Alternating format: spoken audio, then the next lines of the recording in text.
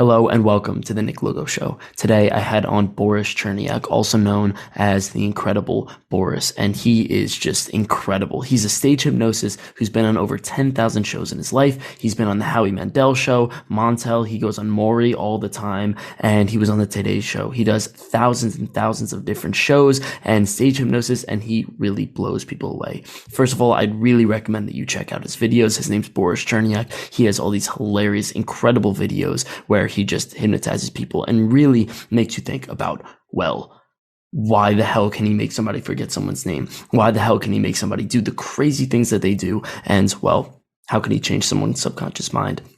So I hope you enjoy the show. This is a really great show. And well, here you go, Boris Cherniak.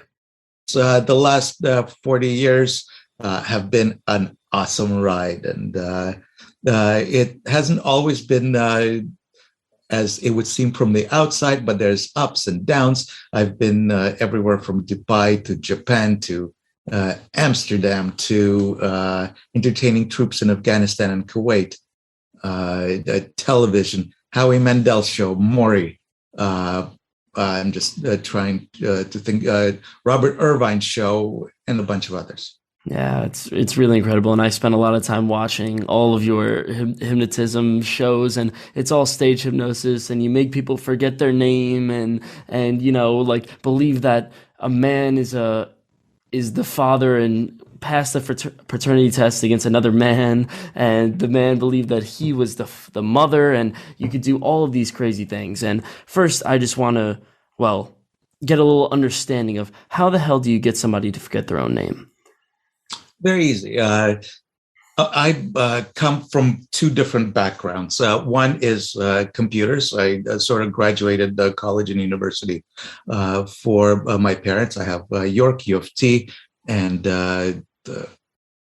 Seneca College that I went through for computers and psychology. So the computer part, I literally enjoyed working with different toys, but I took it a little bit further and connected it to psychology, where I truly believe that your mind is a computer that can be programmed and reprogrammed. And I started advocating for that, and people started grabbing onto that idea somehow, because if you can program the mind, which we all are, we're a collection of all of the different experiences that happen up to this point, you can reprogram it for the better. So I took, other than the comedy hypnosis show, I put a bunch of positive messages throughout, which actually was always there, but sort of got embraced a little bit later on, where people started noticing, oh, you got positive messages in your show. Yes, of course.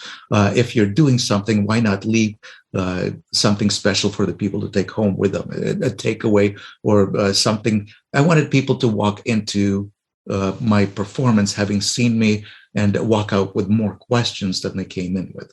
So for me, that was sort of an intriguing thing, and found that reprogramming minds gave people a different mindset, especially very proper these days, where everything is about mental health. And I find that the world just fell apart on me, and how do I deal with this? I gave them the tools to make themselves feel better, make themselves heal themselves. So it's a different concept rather than you help me. And that's what they think of a hypnotherapist.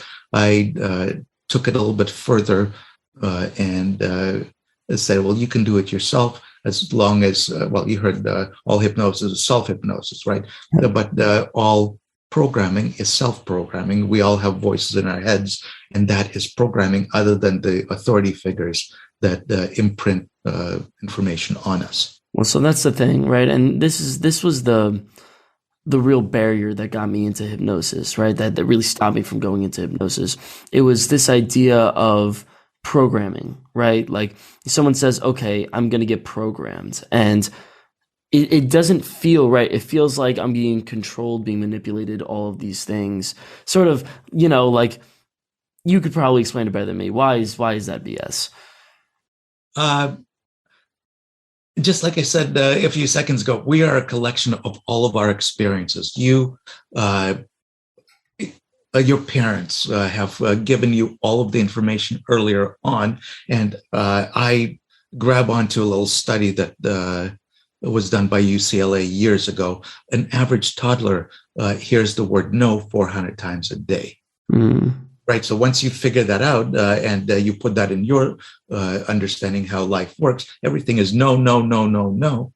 How can we make that as a yes? And I found that most of the opportunities, I think it was Wayne Gretzky that said you take 0 shots of the. Okay, I screwed that up. You miss 100% of the shots. You miss 100. Michael Jordan, yeah. You know exactly what I'm talking about. So the opportunities, we stop ourselves rather than reaping the rewards that could possibly be. So I work personally in my life, what's the worst thing that could happen? And go after it. And that's been the motto of my life, where I tried and I succeeded and or I failed. I heard the no's. Whether you believe them is your choice, and that choice is what I try to instill in people, as far as find that choice, find the way to control your life rather than letting life control you. Yeah, I think that was one of the things that kind of got me, like, okay, that you have two options in your, let's call it programming, right? Like you have the option of no, no, no, like this isn't going to work out, I might as well not try, versus I'm just going to go for it and just do it, you know? And actually I'm working in a lab right now at Indiana University where we're studying that exact topic. They actually did a study where they said, okay, 50% of people, and these were just the results, 50% of people said, I would rather lose and say that I didn't try. And 50% of people said, I would rather try as hard as I can and still accept the fact that I lost. Right. And that difference, the difference between, you know, striving and failing or just making the excuse of, oh, I didn't try. It's part of your programming. It's part of the way that you act. And they actually found that it has influence on your further decisions, whether or not you try on the next one, whether or not you really strive to be the best. And the thing is, we all know those type of people that kind of give up and don't really try as hard as they can. And yeah, like it just, you don't realize how much of an impact it has in your life. Well, it's also patterns. That's why we all get stuck in the same patterns over and over again. You hear about a girl who goes after the same type of a guy that they end up dating because they get something out of it. So find out what you have internally within you that gets you to repeat the same loop over and over again, and what type of wording you're using. I'm in the process of writing several books at this point in time. Well, there's one book right now, which is being separated into 3. But one of the messages is change your vocabulary, because you were given a dictionary, and that dictionary has definitions that are not equating to what you want to achieve. So once you're able to change those definitions, and I'm actually a little upset with the world right now because definitions are constantly changing and nobody knows what the real definition is. So once you figure out that definition of what it is in your mind, what you're trying to achieve, you can actually set that goal. But if you don't understand where you're heading, that goal is not going to be in the right place, and it'll be rather elusive and not in front of you. You'd actually be very surprised. Actually, well, not all, but many of the guests that I have on that are really like focused on self, you know, creation and all of these things. Vocabulary is one of the first things that they say, always. It's, you know, it's the way that you present yourself, the things that you tell yourself. For example, I had on a guy where he was telling me, you always say you're going to try to do something. Why not just say that you're going to do something, right? I said, oh yeah, I'm going to try to, this was when I was starting my hypnosis practice. He's like, I'm going to try to do hypnosis, or I'm going to do hypnosis. And he says, there's a vast distinction between the two. And the word try, you just hit it right on the nose, actually means that you're not going to succeed. So remove the word try from your vocabulary and do. Absolutely perfect example. Yeah, no, it And actually. believe it or not, that's one of the messages in the book. That's why I'm surprised that I'm not the only one hitting on it. So it must be something worthwhile. No, I mean it's really it blows my mind the amount of, and this is pretty much all that you do. Like if I were to sum up everything that you do in one sentence, it's we don't realize how truly subjective our experience is. We don't realize how truly internal our experience is and how we could shape what is real, how the world around us reacts. And literally, like I wrote down all the stuff that you do. Taste, right? Like you could literally hypnotize someone and make something taste bad, or you could hypnotize someone and make something taste good. Sight, emotions, pleasure, confidence, all these things can be manipulated, and they all come from within us, even though we think they come from without. Right. And once you take control of that, uh, and it boils down to knowing and trusting your abilities. Right, that's where the confidence comes from. Yeah. I'll give you a perfect example. The belief in yourself, and I'm heading somewhere with this, is inherent to where you're going. I actually, when I was heading to Afghanistan to entertain the troops, my connecting flight did not arrive. So on the first trip there, I actually ended up missing the connecting flight to where the whole team was heading over to Afghanistan. They were heading over to Kuwait first. So while at the airport, before they left, they gave me 2 phone numbers and said, make your way over to Kuwait by yourself, and we'll see if we can meet you up. Okay. Right? Do you trust at that point in time your abilities? And I got 2 phone numbers, and basically to make your way to the airport, somebody will find you. What do you mean somebody will find you? This is a 14-hour flight by the time I get there. So I had to believe in my abilities before I got there to show up and make that phone call. And thankfully, somebody was on the other end saying, yes, we don't leave anybody behind. Nice. Because it was a military tour, so that was nice to hear. But same applies to absolutely everything in your life. The belief in where you're going, and knowing that when you get there, you are going to have to take a decision whether to go in one direction or another. So confidence, belief, and always positivity. My friends called me the eternal optimist. Why? Because what's the worst thing that could happen? You will not be successful. Yeah, and it's really interesting. Like I see that all the time in terms of just like I'm in college, right? And actually this is really common in the hypnosis people that I interview is all of them talk about talking to girls, right? Like when you go up to talk to a girl, you know, it's like what's your mindset, right? What's your mindset and how confident are you? And we don't realize how completely malleable that confidence is. Like if I were sitting there and you came to me before a party and you went and hypnotized me and you told me, hey, you're going to be the most confident person out there. Every time you look around, all those guys around you are going to look absolutely inferior, and you're going to be the best looking guy at the party, and you could get any girl, and blah, blah, blah, blah, and all of these things. It would work. It would be successful. You actually, in some of yours, you made someone impersonate Michael Jackson. You made people impersonate celebrities. They acted confident. They acted like, you know, they talked down to people. Like they were able to be a completely different character and really become someone else new. And well, it really shows how malleable our confidence is. Right. It's not all about relationships, right? The main person that has to be comfortable with themselves is you. So once you figure that part out as well, it just takes it to a completely different level. A lot of times also knowing what your strengths and weaknesses are. Like even in my performing career, me telling you how great I am is different than an agent describing things independently, how wonderful the performance is and what kind of an impression it will leave. So you have to be a little bit more humble. I find in the hypnosis industry specifically, there's a way to get a high head, and there's a way to be and stay humble, where it's not a power. I don't zap people into submission, right, as a hypnotist, but it's a give and take. I get them to follow my lead, and that lead is all it is. I have no powers. I have nothing other than creativity and know-how. Interesting. So the only thing that got me to the point where I am at is I was incredibly creative, and I came up young enough. The first time I got paid doing what I do now, I was 17. Wow. I'm 18 now, but don't tell anybody.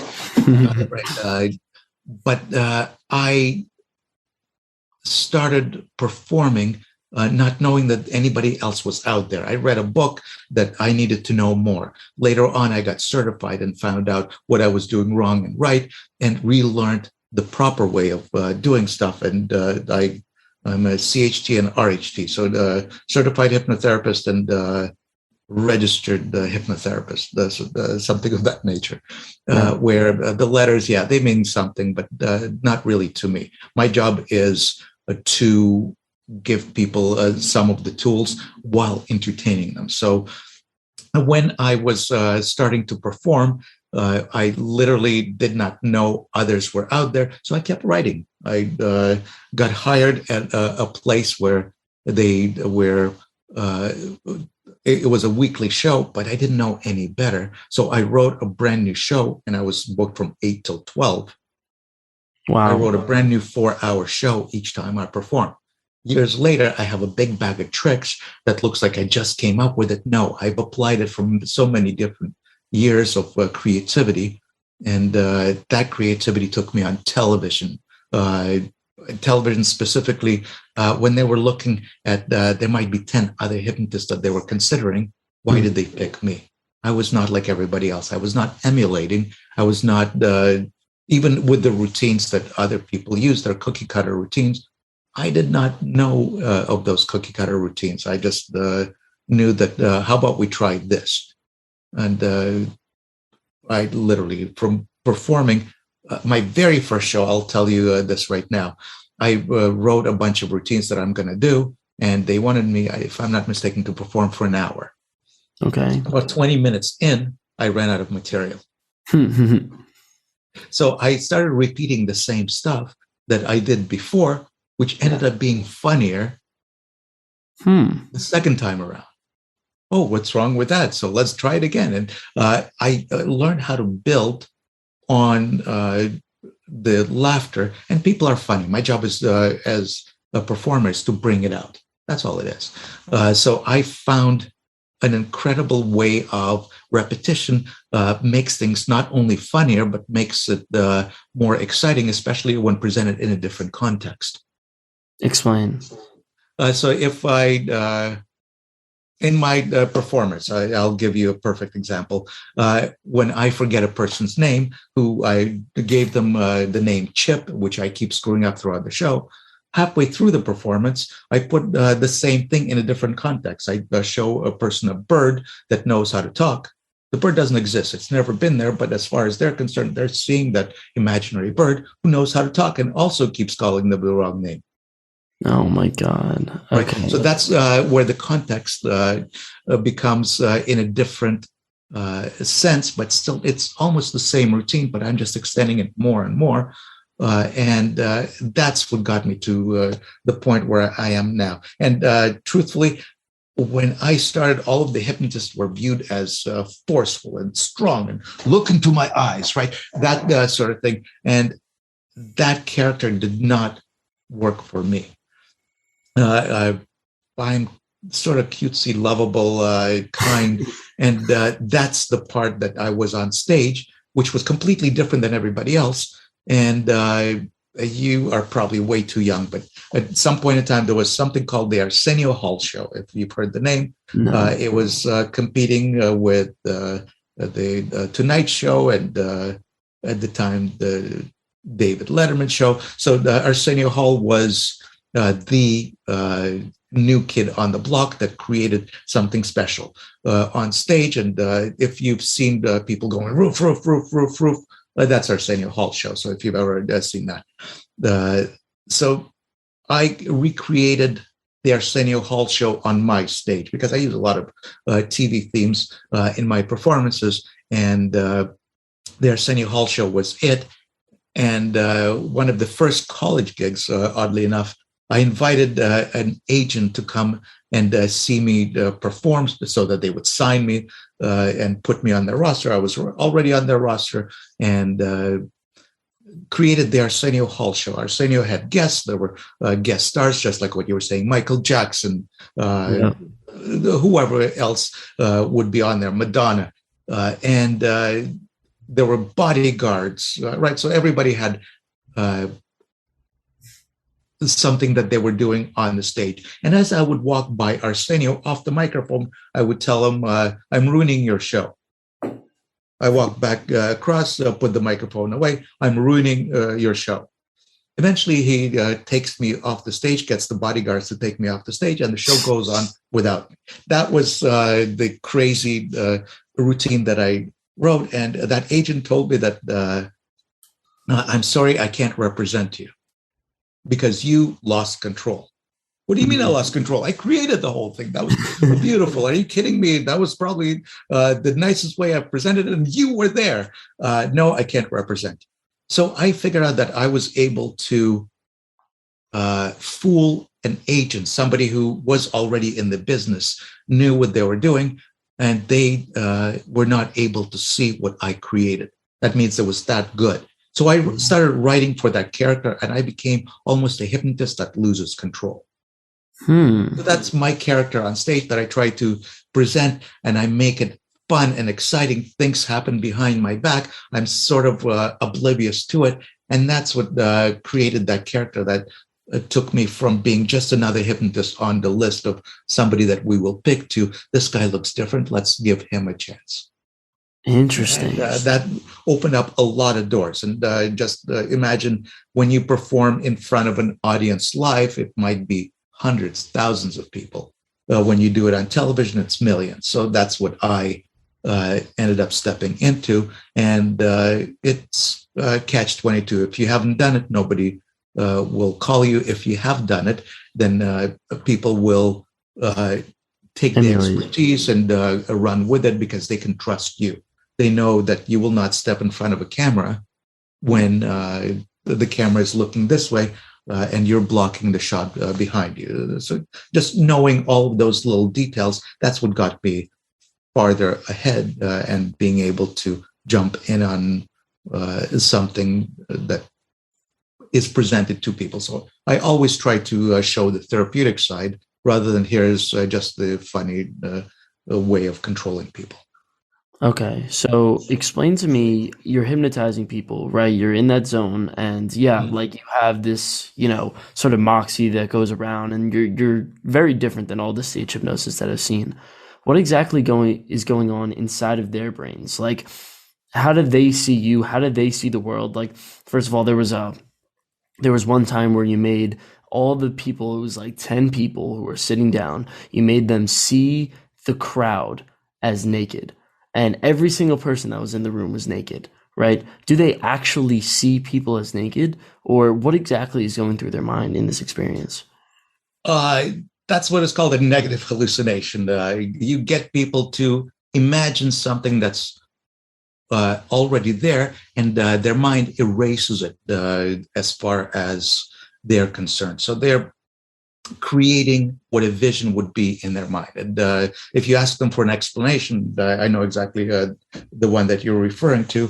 The TV show requested that specific bit to be put to it. And I managed to turn that around in the sense where it doesn't have to be just you're seeing people naked, but you are now naked and you're able to be comfortable within your own skin, just sitting there.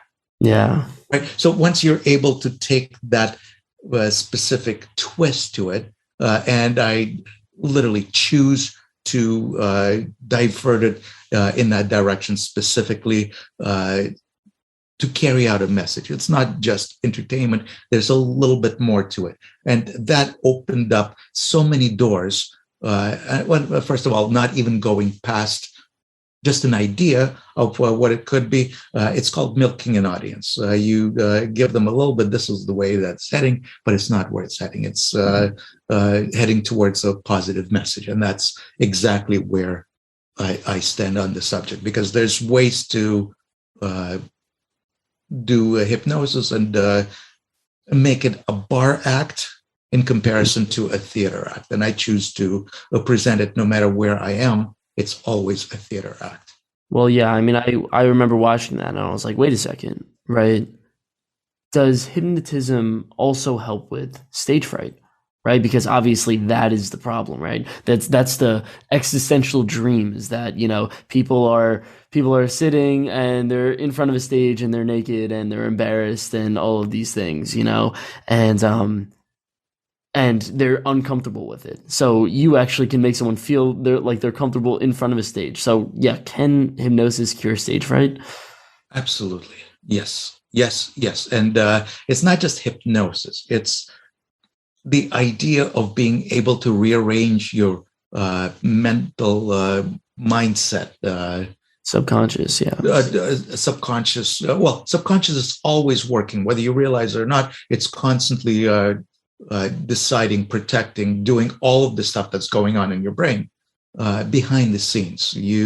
Whether you realize it or not, the conscious is the part of the mind that you are aware of. The subconscious, you're still blinking, you're breathing. It's controlling everything from bodily functions to knowing that on that side there's somebody just walked into the room or not, right? So that's always awareness that exists. The only thing that kind of gets to me is, okay, so like you're a live performer, right? And you can make somebody clearly not be comfortable being naked in front of thousands of people. Like that blew my mind. And obviously that wasn't necessarily like the thing that was present, right? Obviously it seemed like entertainment, but that was something that you did. And it was something that clearly happened, and it wasn't the message, but you could take that from it. And the only thing that I struggle with is, okay, you were a live performer, right? And I've tried to do something like that by myself, obviously not being naked in front of a crowd, but confidence and speaking in front of crowds and doing all of these things. What are the limitations of maybe a recording, a self-hypnosis recording, or just basically trying to convince yourself or trying to do a sort of self-hypnosis as you're driving to the place? What are the limits of that as compared to you? I don't see any limits. What I do see is the ability to take the information in and use it. Okay. A lot of times, you hear about people, I'm going to go see a hypnotherapist either to quit smoking, to help me with whatever. Yeah. A lot of times there's different underlying reasons why they're stuck in that specific mode, where there's different loops. Every time you get stressed, you pick up a cigarette. Every time you do this. So knowing how to break those patterns.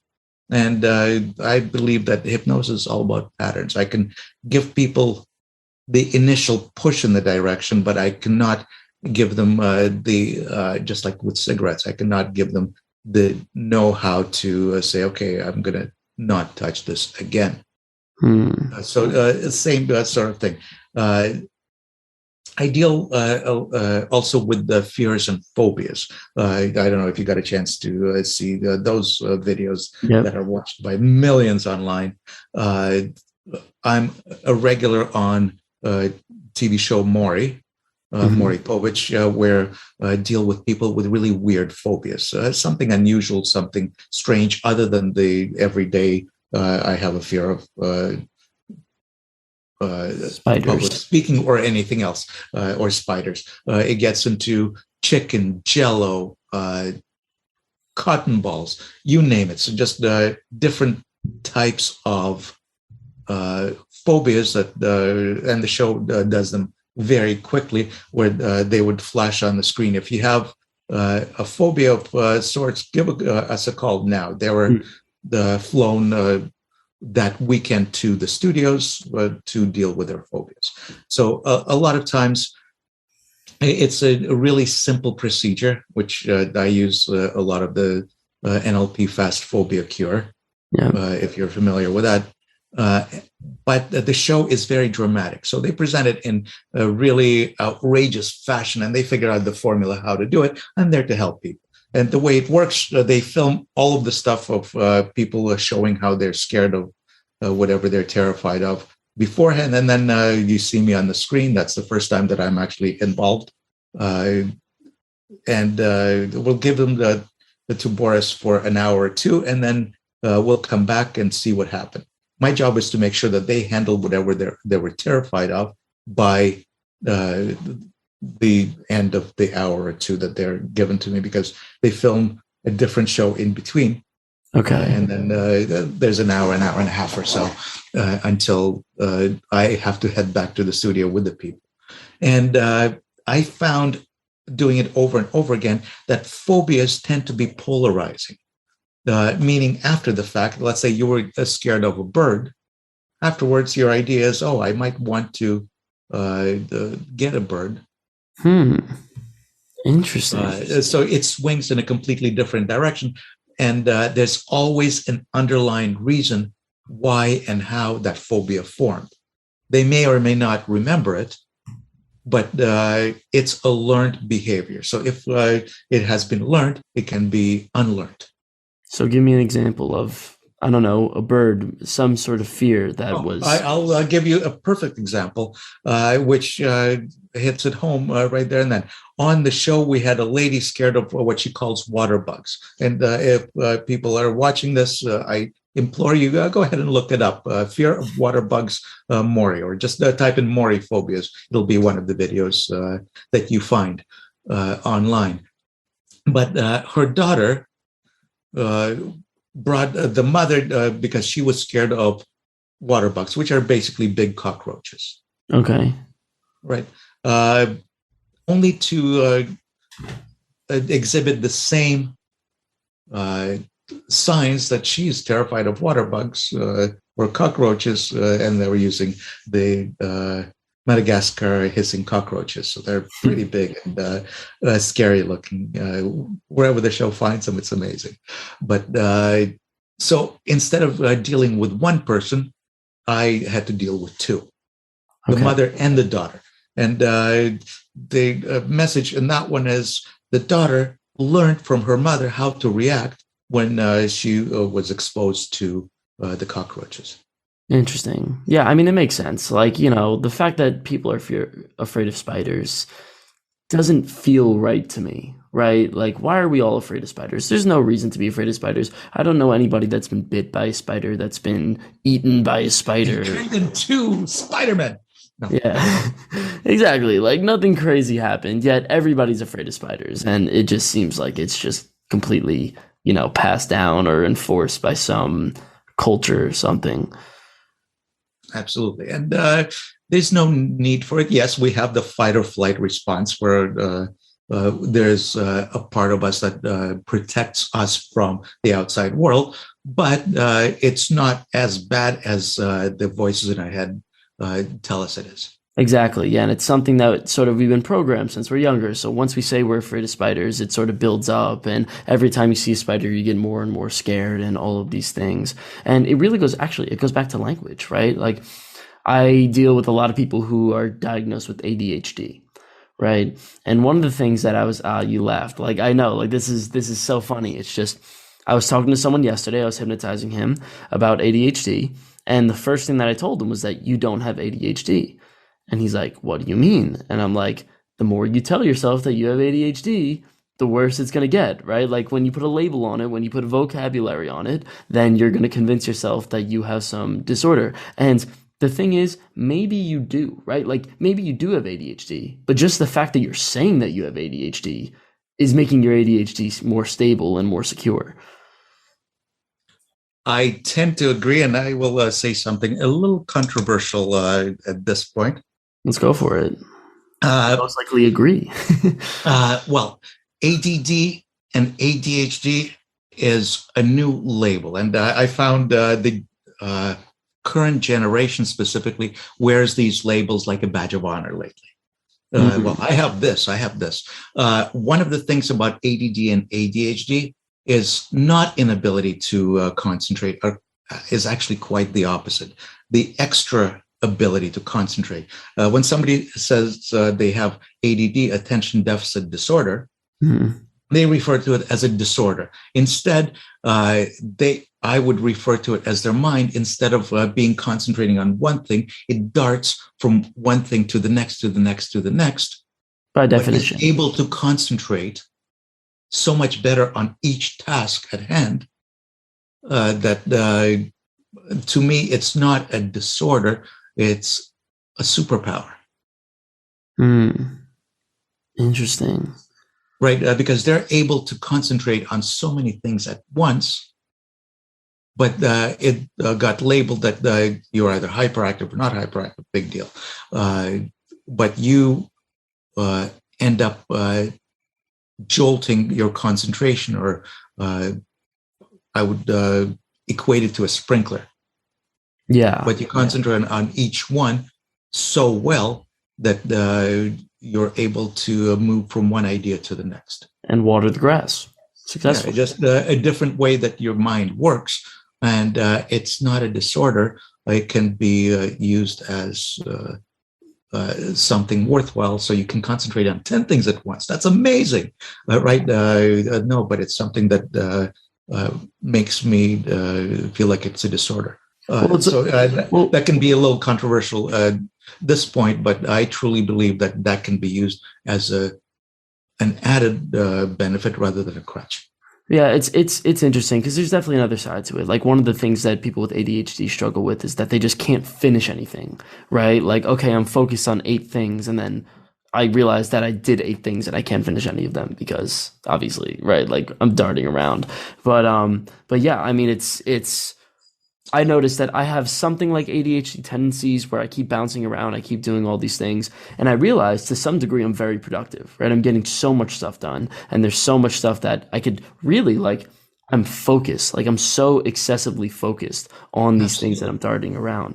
And it's weird, we think of it as distraction, but it's also focus at the same time. Like, I actually never told this to anybody. That's the way my mind works. It darts from one thing to another, but I work towards completion of all of those tasks instead of just doing a little bit.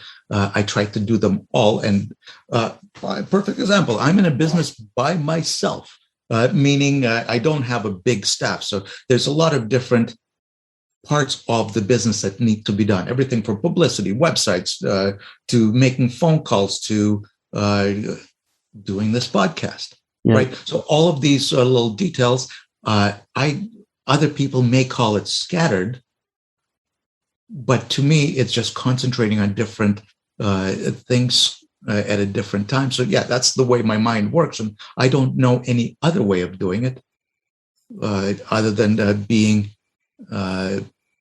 in the moment present when I'm dealing with that one specific thing. So as I'm talking to you, that means I might not be concentrating on something that could be getting in the way. So you get 100% of me. So whether I do have any type of a diagnosis right now, no, but who knows? Maybe later we'll find something else. Yeah, who knows? Like, I always said, like, if I got an ADHD test, right? And I read a book. It's very relevant. I read a book called ADHD Does Not Exist. That was the name of the book. And so somebody else was thinking the same way that I. It was actually a pretty popular book too. Yeah. Yeah, and the basic reasoning is because, first of all, okay, if you were to take a middle school child, right, or a high school child, and you make them sleep 6 hours every night for a week, if they were a healthy individual, they would be diagnosed with ADHD. Just because of not being low on sleep, and that affects attention, and that affects mood, and that affects all of these things, and they get distracted more often and all these things. And then also, ADHD is simply just a bunch of symptoms. So they look at a checklist, and there's this is the DSM, how they diagnose disorders, and they say, okay, you have 5 of these 9 symptoms, you have ADHD. But the unfortunate reality is they're just making this diagnosis based off symptoms, right? What's the underlying disorder? What else is really going on? And a lot of them are pretty basic, like trouble concentrating in class, like constantly darting from side to side. Really, if we were to diagnose the college population in America based off that disorder, that criteria, it would be something like 80% of them have ADHD just because of, we get distracted by phones and social media and all of these things.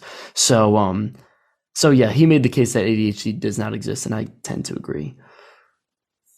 Good. I came up to this sort of just because I found lately the generation. Well, I come from the time frame where we were not diagnosed with anything of that nature. Yep. It was called "suck it up and move on." So you have to deal with it, whether you have anything or not. So I have no diagnosis, and the generation. What I'm saying is when they change the meaning, and everybody has to be validated and everybody has to be acknowledged. I saw that being developed, and it's just a matter of change the mindset, not the tags that were given to you. It's really, God, you know what? We're digging into a concept that's so complex. Yes, absolutely. I agree. Like, I apologize for bringing it up. No, I like it. I like it because there are so many ways that you could take it. So, like, for example, right, and this is something that you talked about, and this is something that I generally agree with, this idea of being a victim, right? And being a victim is something that might be true. And that's the thing, right? So somebody who gets discriminated against, someone who's really struggling with whatever, right? And everyone's to some degree a victim, and everyone's also some degree not a victim, right? And the thing is, for people who are more victims than others, we could say they are victims, right? You could say that. But then at the same time, if they were to acknowledge to themselves that they are victims, then that changes their psychology completely, right? That makes them act like more of a victim, that makes them act like they're completely, it changes the way that they feel about the world and themselves and all of these things. And well, the question is, what do you do about that? So even if you are a victim, the question is, should you acknowledge yourself as a victim? And what are the implications of that? It's so complex. Yeah, I 100% agree. And in the motivational circuits, you will hear words, lead your life as a victor and not a victim. Yeah. Because you always overcome. And once you overcome, you may have learned something, but don't live as the world owes me. The world does not own you. You should bring the world up rather than bringing it down. And that's the part that I completely stand for. In hypnosis on stage, I deal a lot with intangibles, things that don't exist, things that only exist in a person's mind. Yeah. And my job is to get the audience to buy that principle and character, and basically, like Gulliver, grab the reins and come on with me on this journey. So the same thing applies in life. I want people to, instead of seeing what's not even there, but look and have goals that will bring them up to the occasion, give them a reason to move forward, give them a reason to disregard the negatives, because there's always going to be negatives. Yeah. Somebody doesn't like you. Somebody doesn't like the way you look. You're too fat, too skinny, you're too ugly. Oh my God, I'm ugly. How can you talk like that? Right? But you have to have the ability to look in the mirror and like what you see. Once you like what you see, others will like you. And I literally implore people to change the mentality of I'm a victim to making themselves feel better by lifting themselves up out of that hole that they may have dug or the society has dug for them. I will give you my negatives, and I'll tell you, I'm an immigrant son, so you might hear a little bit of an accent or not the way that I talk properly. I don't speak like everything that you would imagine, but I find that helps me on stage.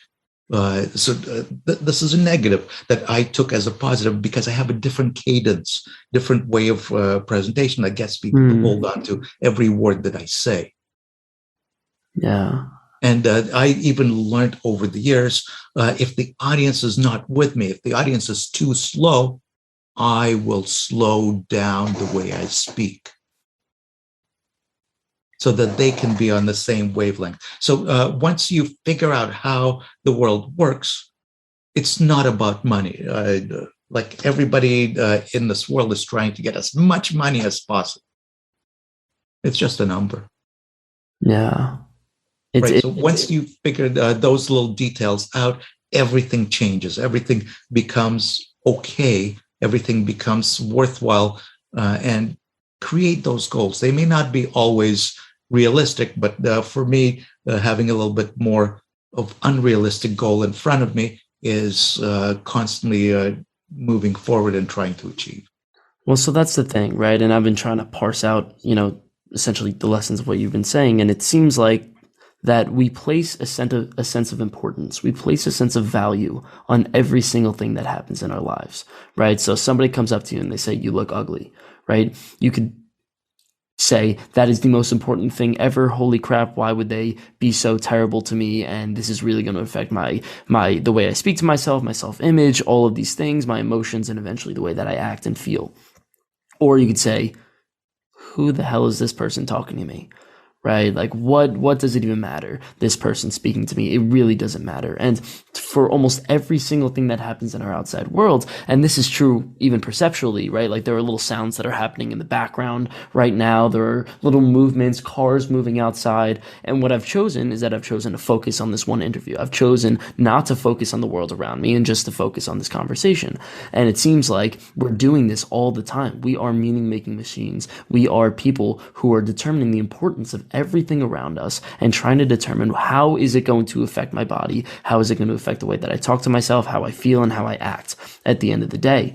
And well, that's the exact thing. So you have the choice as to what you find is the most important. So if you were to call yourself a victim, for example, then you're really just placing a tremendous amount of importance and value on that thing.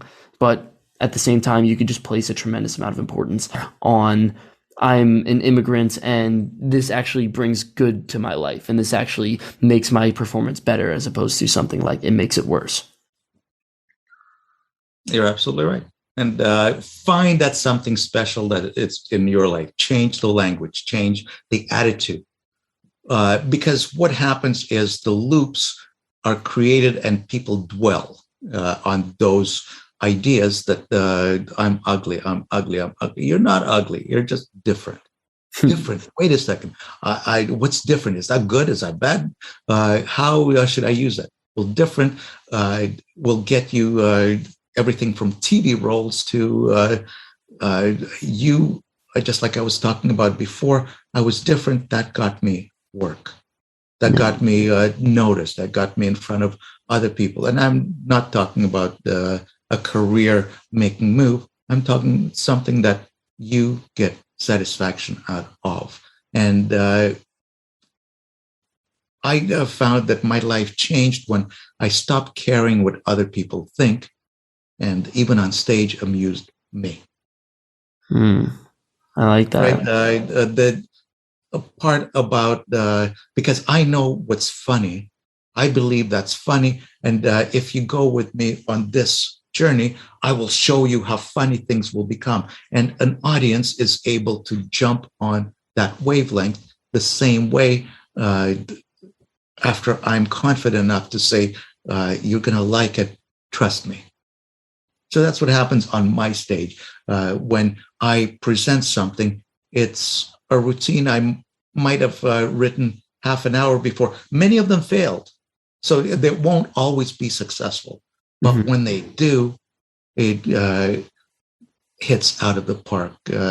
People realize that there's more to it than just a funny presentation. There's something interesting, exciting, and I'm building up. There's times in the show where I have to give an audience a little bit of rest because they were laughing so hard. So I'll do a slow-paced routine to bring them up. So it becomes a climb that just keeps going until good night, folks. Well, that's one of the things that I really enjoy, and this is one of my main principles, is just like people love authentic people. People like there's something special about somebody who goes against the grain. There's something special about somebody who is just completely created and really has this focus on authenticity and being themselves. And isn't that really what confidence is? The ability to be yourself. And the problem is that it hasn't been done before, right? So you look at like a social situation, for example. In a social situation, everyone loves to blend in, but at the same time, there's the one who goes off the grain, and that's the person that we love the most. There's nothing wrong with being an underdog. I made a living doing. It's cool. I mean, it's interesting because our society, and I think just human nature in general, is designed to punish the people who are different, right? Because if you're different, then you're not like everyone else, and you want to keep the structure and all of these things. You imagine somebody going into college, and I see this all the time. People going into college, they love to fit in, right? They love to fit in. I just went to an IU football game the other day, right? Indiana University Hoosiers. We go to play football. Everybody's either wearing red or white, right? They're wearing our team colors. They're wearing a jersey. All of these things. Mm-hmm. But why? Right? And I look at them, and you could look around and say, oh, these are all people that are supporting a team. But then you could also say, these are all clones, right? Like, these are all people who are just mimicking each other and just have this need to be, part of this group and conform with each other. So there are so many ways that you can look at the end of the day. I have a way to describe that. Everybody's different, but the same. Interesting. So you're saying that they're all the same because they all are wearing Hoosiers jerseys, but there's some little special nature within each one of them. Absolutely. And that's how you choose to look at stuff. They're all special. They really are. They try to fit in. They want to fit in. Yet, I guess it happens a little bit later in life when you couldn't care less about what other people think, and you settle into your own lane, if you like. Where you, just like I said before, stop caring about what others think and do you. And once you figure out who you is, some people take a little bit longer, others take a little bit shorter. For me, and I promise you, I think that's probably why I had nobody else to rely on. When I went on the road, I found that I could only rely on me. Back then, there was no GPS, and you had to drive with a car with a piece of huge paper that was your map. And if you miss an exit, where do I find the next one to get off on? So rely on you. Because people feed off of confidence. People feed off of somebody who's unique. They want to just think of all of your friends. If they're all the same, then they blend together. Who is different? Who is new? Somebody who all of a sudden decides they're going to wear different shoes or different socks.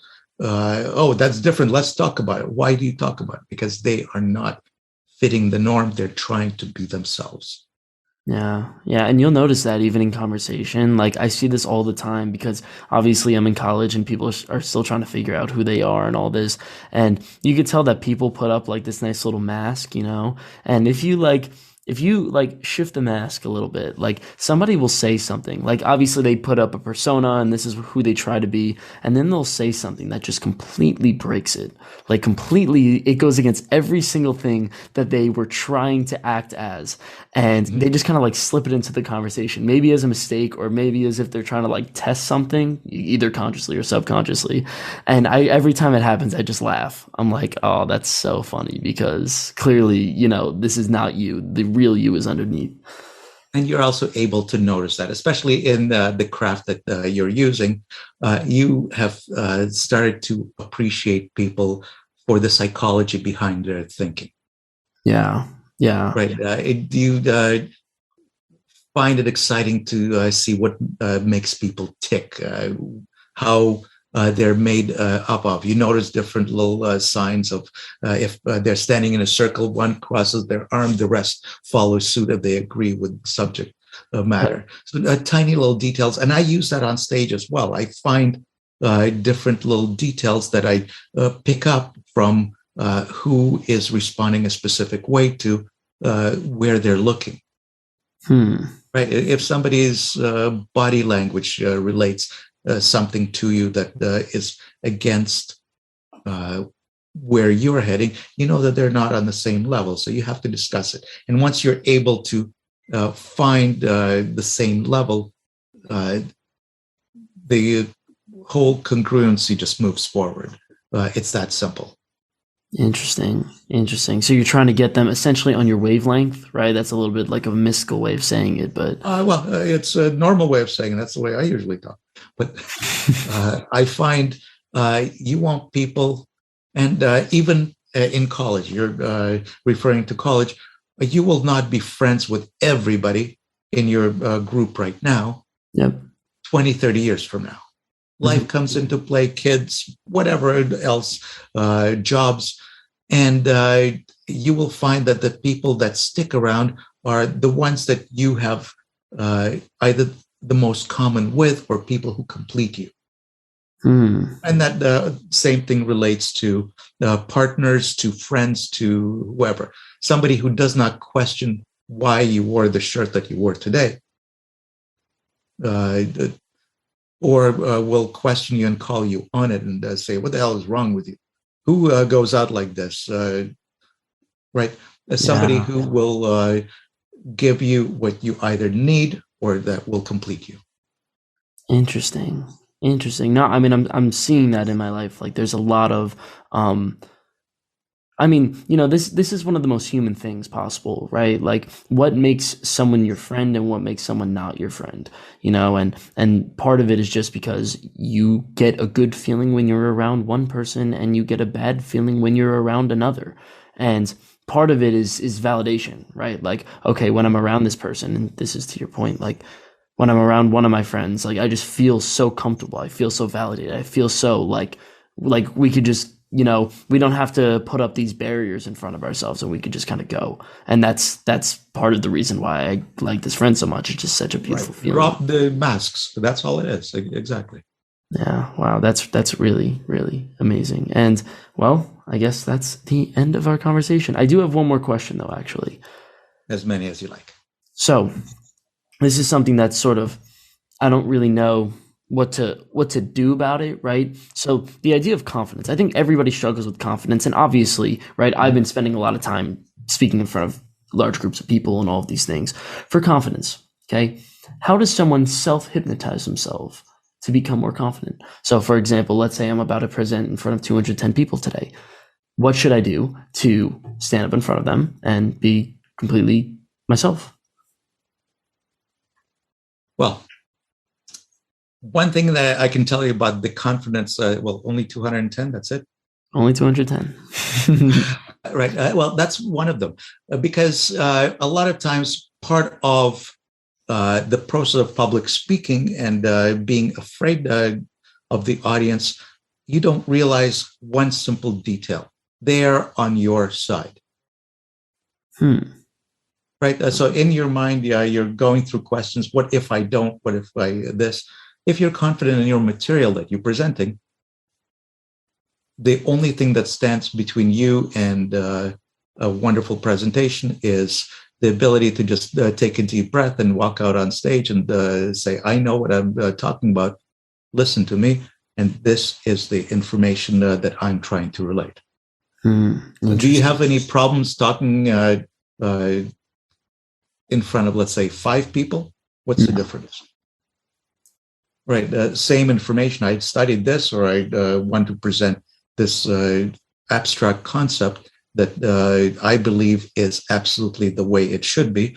And whether you present in front of 5 or 5,000, it really makes the difference. I actually, believe it or not, it's a lot easier to present in front of a lot of people. And I'm speaking from experience, where I talk in front of large groups in the tens of thousands, where they will hang on to every word because you are on that stage because you're an authority. You're on the stage because you're presenting. They're on your side. if you structure your presentation well enough, they will forget that anything else is going on outside of that room and hang on to your every idea. Interesting. Okay. Okay. I like that. So, yeah, two things I took from that. So, first, if you're confident enough in what you're saying, then nothing else matters. Right. And I think I actually really like that because it's like that's a pretty And universal. confident in your own abilities. I go on stage with a routine that I know may not work. Mm-hmm. But in order to do something like that, I will sandwich it in between two other routines that work very well. So in case this one flops, we can bring it back up to the same level and move on. Got And it. if I didn't succeed the first time, let's try this again. So the last time it didn't work this way, we'll reword it and present it in a different manner. How do you think all of those things got built? It's just a matter of telling a story. And that's what you're doing on stage. And I would actually recommend, and it's not something that I've followed, but any of the clubs that allow you to speak in front of people Mm-hmm. could make a great experience, whether it's Toastmasters or any of the others that you pick a topic and you got 5 minutes, go.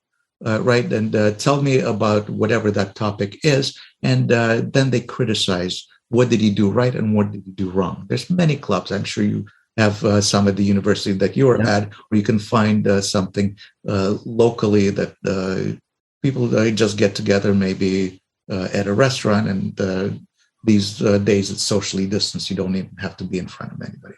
So I would gladly recommend stuff like that.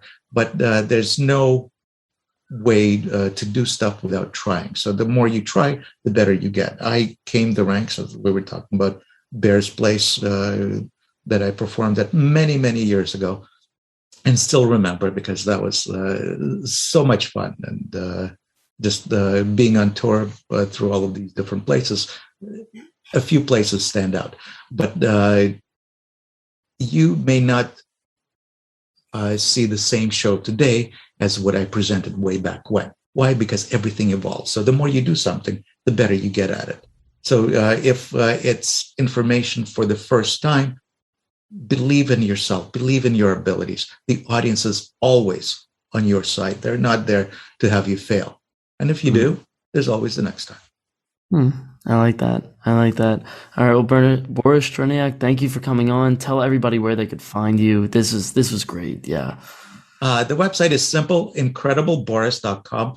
Like I said, it's a branding thing. Over the years, I became Incredible Boris. That's something that you would see on a marquee, but it's always been Boris. I started out performing it's sort of one name, added my last name to it, but nobody could ever spell or pronounce it. So it was Boris, and then people kept adding to it. So it's incredibleBoris.com. And also, one thing that I have always stood for, and I actually have a copy of this. If you can see the title of the book, you can do anything. I wrote the book. It's a bunch of stories from my life, what transpired, what didn't transpire, how it affected me, and what I learned from it. And the 4 words are literally the soundtrack of what I have always done. You can do anything. When people said you can't, I did. I love that. And if anybody has any doubts that you can do anything, first of all, buy the book. It will be in the description below. And second of all, watch some of his damn hypnosis shows. Just look up Boris Cherniak, and they are absolutely fantastic. It absolutely blows my mind to watch those. So I love what I do. I found something that I absolutely am thrilled about when I step on a stage. It's a passion. It's something worthwhile. I never did it for money. I never did it for anything else other than getting something out of it for me. And I implore everybody else to do the same. If you go after something, don't go after the paycheck. Don't go after everything. Find yourself. It may be, hey, I did menial jobs in between when I didn't have any money. But I moved on and started making a living doing what I absolutely enjoy. And truthfully, when you do something like that, you don't really work. For me, the work is getting to the place rather than stepping on the stage. I love that. Boris Cherniak, thank you for coming on. This was wonderful. This was Thank you. incredible. Enjoyed talking to you tremendously. Thank you. Thank you for listening to this episode of The Nick Lugo Show with Boris Cherniak. To support this podcast, please give me a 5-star review on Apple Podcasts and subscribe to my YouTube channel. And so I'll leave you with a quote from philosopher Edmund Burke. No passion so effectively robs the mind of all its powers of acting and reasoning as fear. Thank you for listening, and I hope to see you next time.